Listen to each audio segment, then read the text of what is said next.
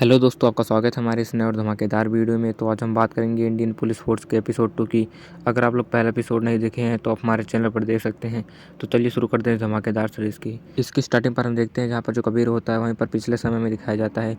जो उसकी पत्नी होती है वहीं पर वो उससे बात कर रही थी और यहीं पर हम देखते हैं कि दोनों एक दूसरे से बहुत ज़्यादा प्यार करते थे। और यहीं पर हम देखते हैं कि जब कबीर शूज़ पहनने लगता है तो उसे उसकी पत्नी की याद आती है कि उसने एक बार बताया था कि तुमने सॉक्स उल्टा पहना है। और यहीं पर हम देखते हैं कि जैसे उसको याद आती है वहीं पर उसकी मम्मी आ जाती है और वहीं पर उसको बताती है कि तुमने सॉक्स को उल्टा पहना है। और यहीं पर हम देखते हैं कि दोनों रस्म के बारे में बात करते हैं।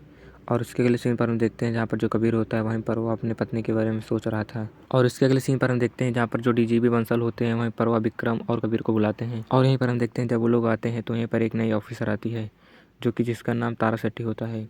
और यहीं पर हम देखते हैं बंसल कहते हैं कि तुम्हारे टीम में शामिल रहेगी और तुम लोग के साथ काम करेगी। और यहीं पर हम देखते हैं कि तीनों लोग आपस में बात कर रहे थे। और यहीं पर जो तारा होती है वहीं पर वह कबीर से उसके बारे में पूछती है तो कबीर उसको अपने बारे में बताता है। और यहीं पर हमें पता चलता है कि तारा और विक्रम पहले से दोस्त हैं। और इसके अगले सीन पर हम देखते हैं जहाँ पर जो तारा होती है वहीं पर वह बताती है कि इन सब मुजरिमों के पीछे एक फ़ोटो है।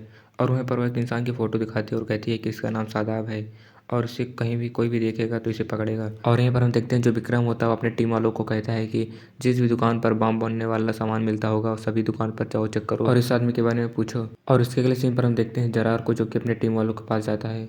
और यहीं पर हम देखते हैं कि वहीं पर जितने भी मुजरिम थे सभी लोग उसी घर में थे। और यहाँ पर वो जो जरार होता है पूछता है कि शादाब कहाँ पर है। तो उसके टीम वाले बताते हैं कि उसको बुखार है इसीलिए वह लेटा हुआ है। और उसके नेक्स्ट सीन पर हम जरार को देखते हैं जब वह मिलने जाता है शादाब से तो उससे कहता है कि तुम जल्दी सही हो जाओ नहीं तो हम लोग का कमीशन नहीं हो पाएगा। और यहीं पर हम देखते हैं कि इसके अगले सीन पर पुलिस वाली टीम सभी दुकानों पर जाती है और उन लोगों से पूछती है कि किस दुकान पर तेल ज़्यादा बिका है। और यहीं पर वह जितना भी बम का सामान बिका था ज़्यादा वहाँ पर सभी दुकानों पर चेक करते थे। और तभी हम देखते हैं कि उन लोगों को एक आदमी मिल जाता है। और तभी देखते हैं जो राड़ा होता है वहाँ पर वह उससे को मिलने जाता है और उसको वहाँ से उठा लेता है। और इसके अगले सीन पर हम देखते हैं जब वो लोग विक्रम के पास लेकर आते हैं तभी वहीं पर विक्रम उससे पूछता है तुम ये सब सामान किसके लिए लेकर जा रहे थे। तभी वो बताता है कि मैं खान साहब के लिए लेकर जा रहा था। और यहीं पर हम देखते हैं कि खान साहब जो कि यहाँ के बहुत ही बड़े आदमी थे और पुलिस वाले उनका बिना सबूत नहीं पकड़ सकते थे।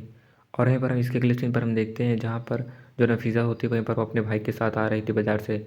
तभी देखते हैं कि वहीं पर उनकी जो स्कूटी थी वह बेकार हो गई थी। तभी यहाँ पर जरार आता है और यहीं पर हम देखते हैं कि वह स्कूटी को सही कर देता है और उसका भाई चला जाता है। और तभी देखते हैं दोनों आपस में बात कर रहे थे। और इसके अगले सीन पर हम देखते हैं विक्रम और कबीर दोनों एक रेस्टोरेंट में थे और वहीं पर हम देखते हैं कि दोनों वेट कर रहे थे अपने डीजीपी साहब का।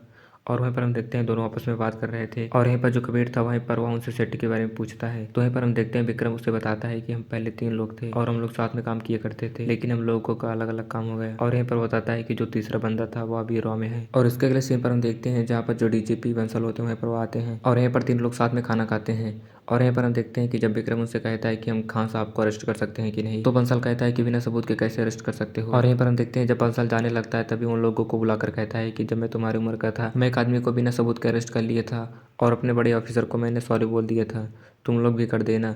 और यहीं पर हम देखते हैं जो विक्रम और कबीर थे दोनों खुश हो जाते हैं, वो लोग समझ जाते हैं कि हम लोग कर सकते हैं। और इसके अगले सीन पर हम देखते हैं जहाँ पर ईरान का सीन दिखाया जाता है और वहीं से एक आदमी यहीं पर हम देखते हैं कि जरार के पास फ़ोन करता है और उससे कहता है कि मैंने तुमको पैसे भिजवा दिए हैं और मेरा काम हो जाना चाहिए। और इसके अगले सीन पर हम देखते हैं जहाँ पर जो जरार होता है वहीं पर वन ऑफिसर से बात कर रहा था। और वहीं पर हम देखते हैं कि वो अपने घर पर उससे बात कर रहा था और तभी उसको बताता है कि जो मेरा छोटा भाई था वह ख़त्म हो गया है। और वहीं पर वो बताता है कि कैसे उसकी मृत्यु हुई।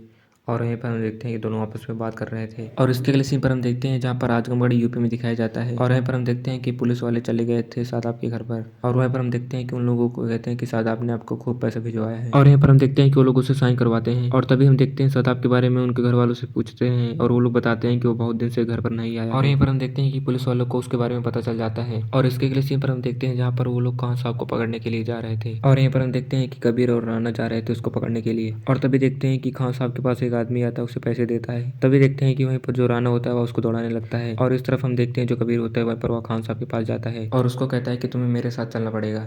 और इसके अगले सीन पर हम देखते हैं जहाँ पर जब राना उससे दौड़ाया था तभी देखते हैं कि वहीं पर वह बाइक लेकर भाग गया। और तभी हम देखते हैं जो राना होता है वहीं पर वह कार से उसका पीछा करने लगा। और इसके अगले सीन पर हम देखते हैं जहाँ पर कुछ पुलिस वाले एक स्कूल में जाते हैं और वहीं से एक बच्चे को उठा लेते हैं और कहते हैं कि मुझे इसको लेकर जाना पड़ेगा। और तभी देखते हैं जो मैम होती है वो कहती हैं कि आप ऐसे लेकर नहीं जा सकते। तभी पुलिस वाले बताते हैं कि हम पुलिस वाले हैं।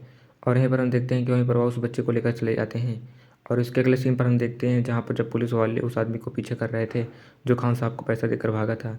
और वहीं पर हम देखते हैं कि जब राना उसको पीछा किया वहाँ पर जाम लग गया था। और यहीं पर हम देखते हैं कि वो आदमी वहाँ से भाग गया। और इसके अगले सीन पर हम देखते हैं जो आदमी भागा था उसका नाम सीकू था। और यहीं पर हम देखते हैं वो जरार के पास जाता है और उनसे बताता है कि पुलिस वालों को मेरे बारे में पता चल गया है। तभी हम देखते हैं जो जरार होता है वहीं पर सीको को कहता है कि तुम अंडरग्राउंड हो जाओ। और इसके अगले सीन पर हम देखते हैं जहाँ पर कबीर और विक्रम को वो लोग खान साहब से पूछते हैं कि तुम किसके लिए काम करते हो। और जब खान साहब नहीं बताता है तभी हम देखते हैं कि जो विक्रम होता है वह कहता है कि मैं तुम्हारे बच्चे को सब कुछ बता दूंगा कि जितना भी बम ब्लास्ट हो रहा है सब तुम करवा रहे हो। और यहीं पर हम देखते हैं कि वो बताता है। और तभी देखते हैं जो विक्रम होता है वह कहता है कि मैं तुमको फोटो दिखा रहा हूँ। और वहीं पर हम देखते हैं कि वह जब फोटो दिखाता है तो वहीं पर वह कहता है कि मैं इनमें से सदाब को जानता हूँ, मैं उसे खूब किल देता था और वो मुझे पैसे देता था और मुझे एक बार तो 2 लाख रुपए मिला था। और यहीं पर हम देखते हैं जो विक्रम होता है वह कहता है कि जब तक ये केस सॉल्व नहीं हो पाएगा तब तक तो मेरे कस्टडी में रहोगे।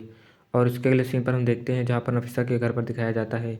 उसके घर पर यहीं पर हम देखते हैं ज़रार आता है और वहीं पर वो लोग ज़रार से कहते हैं कि तुम शादी कर लो बहुत ही जल्द। और तभी हम देखते हैं ज़रार कहता है कि मैं शादी कर लूँगा बहुत ही जल्द। और यहीं पर हम देखते हैं जब दोनों आपस में बात कर रहे थे तभी यहाँ पर हम देखते हैं जो नफीसा थी वहीं पर वह कहीं ना कहीं उससे प्यार कर रही थी। और इसके अगले सीन पर हम देखते हैं जहाँ पर विक्रम और कबीर दोनों विक्रम के घर पर जाते हैं।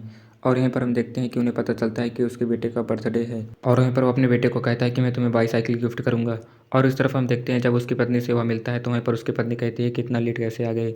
और वहीं पर वह कहती है कि तुम्हारे लिए केक भी नहीं बचा हुआ है। और यहीं पर हम देखते हैं कि जो उसका पीस बचा था वहीं पर वह सिट्टी ले ली। और इसके अगले सीन पर हम देखते हैं जहाँ पर जरार की टीम वालों को दिखाया जाता है।